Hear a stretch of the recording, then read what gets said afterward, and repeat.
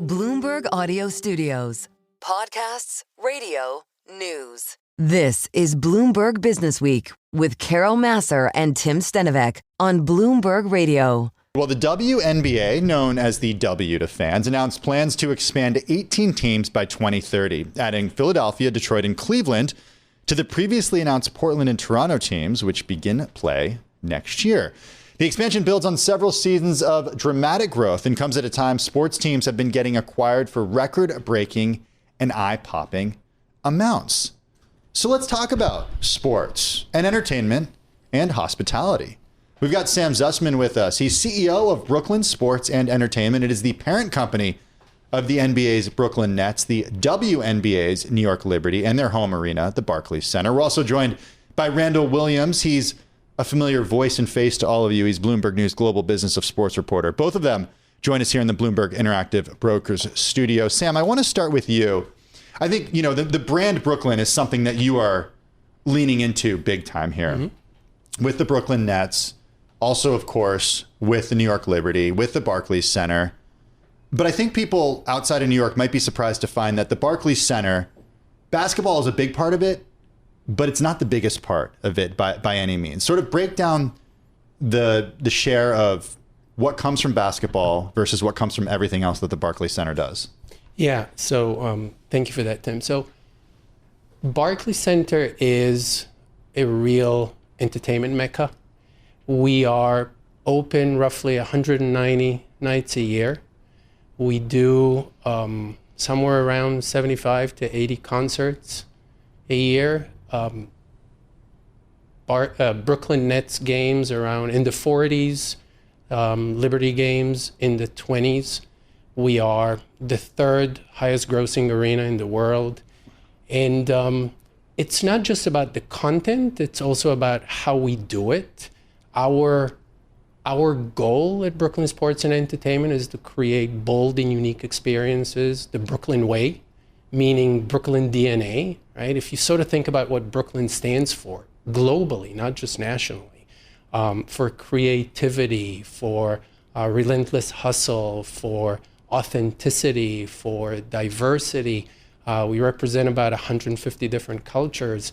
And so we want to make sure that when you come to an experience at Barclays Center, whether it's a concert or a game, you have a unique DNA, Brooklyn DNA-based experience that might be different from the experience you would have with the same game played at a different arena or the same concert played at a different arena. And we manifest that with food, with service, with ancillary entertainment, with how the venue is, and the fan experience, the audience experience is sort of first, and we manifest that. So Sam, one of the things you mentioned was culture. And the reason I bring that up is because obviously New York City has a lot of it, but Madison Square Garden in particular has been open since 1968. The Barclays Center opened, I believe, in 2011 or 2012. You built culture in 15 years to become the third highest grossing stadium or arena in the world. What went into that? So the work and the vision of a lot of people that came before me. But I would say it's focus first and foremost, but secondarily and maybe first is a lot of long-term thinking. So I consider us and the ownership group to be long-term builders. Everything that we do is with a long-term goal. We're focused on building generational fandom. We're focused on building the experience, the service that we provide, the training that we put in, the selection of vendors, the selection of entertainment, the selection of concerts. If you look at Barclays Center, it is only, to your point, opened in 2012. It is only 13 years old, and we've already embarked on a set of arena renovations with over $150 million over 4 years. And we've opened several new clubs that you told me that you've been to. Crown Club is my favorite. The Crown Club is my favorite. Yeah, and look, Crown Club literally is first and unique in its experience. A chef restaurant with unparalleled wine list where people come in and they're having the time of their life. Before there's some people who don't even go to the game. They just go to the Crown Club and sit down there the entire time. I think Randall needs to bring me to the Crown Club. he's your guy, not me. He's your guy. Right there. A follow-up to the renovations. We're seeing this age of sports teams who have to renovate these stadiums, and the cost of that continues to go up. You guys obviously got out ahead of that. Why is that important to say, hey, we're going to put money into this, even though the stadium is less than 15 years old? There's a world where the Tsai family could have waited 20 years down the line and be like, okay, now's the time. But you're out ahead of this. Why is that? It is because we're long-term thinkers, and it is because we're audience and fan focused, right? So just to give you an example, we have taken 2 levels of suites, and we've turned them over into bowl-facing clubs, where the reason we did that was not the utilization. The reason we did that is that we noticed that the consumption pattern and the preference of the audience has shifted.